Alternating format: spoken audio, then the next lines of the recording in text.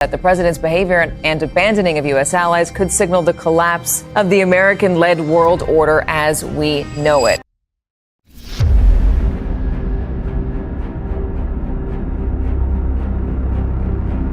For centuries, the rise and fall of world-ending empires has been treated as an unpredictable storm of history. Civilizations like the Roman Empire, the Ottoman Empire, and the ancient Egyptian dynasties rose with such terrifying dominance that their leaders believed they would reign forever. Yet history proves that every supreme power faces an inevitable zawaal. Today, as we live under the unmatchable weight of American global hegemony, a massive question looms over our geopolitical systems. Is the United States immune to the laws of history, or are we currently witnessing the first silent fractures of its collapse? The transition of global power is not a sequence of random accidents. It follows a highly structured, predictable multi-century mechanism known as the Big Cycle. By studying the past 500 years of imperial wealth, we can accurately chart exactly where the current international world order stands, and uncover why the next global shift might be closer than anyone is willing to admit.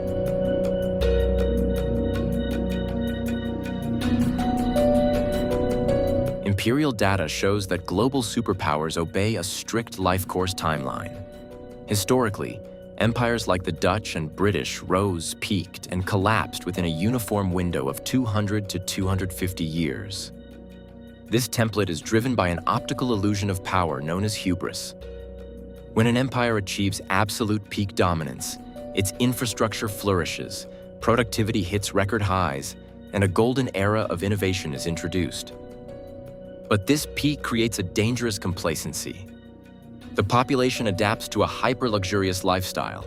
The internal work ethic weakens, and motivation to actively innovate slows. The empire begins blindly spending vast wealth it hasn't earned, relying heavily on record levels of national debt and external borrowing to sustain its footprint. The structural traps of a hollowed-out economy are quietly laid, while the society remains completely blinded by its past success, leaving it vulnerable to the slightest external challenge.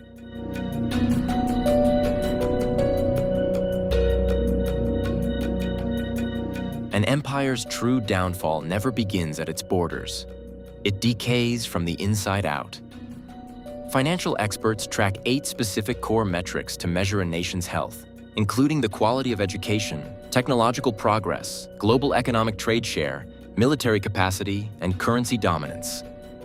When internal economic inequality expands aggressively, creating a hyper-wealthy elite and a struggling lower class, the social fabric of the civilization snaps. This economic chasm creates intense political polarization, giving rise to populist movements and radical political shifts. The national focus pivots entirely inward as the country scrambles to manage continuous civil unrest, protests, and administrative gridlock. As the infrastructure fragments, the institutions that once defined global rule become fundamentally unstable. This is the exact inflection point where the dominant power can no longer sustain its global footprint, forcing its international allies to choose between a sinking ship and a rising rival.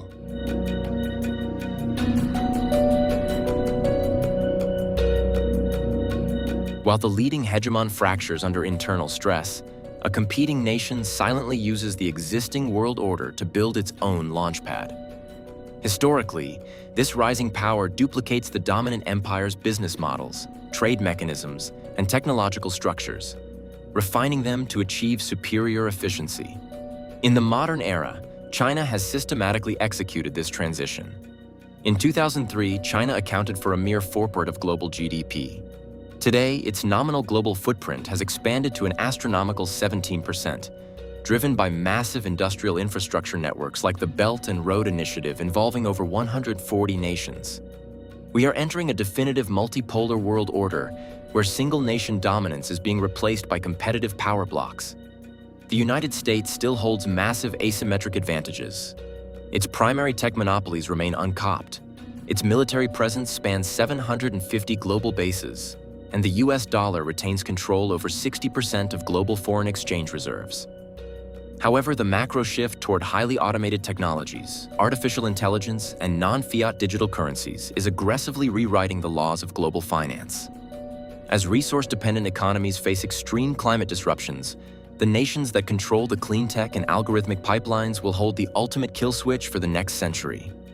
The structural maps of history prove that empires do not collapse overnight.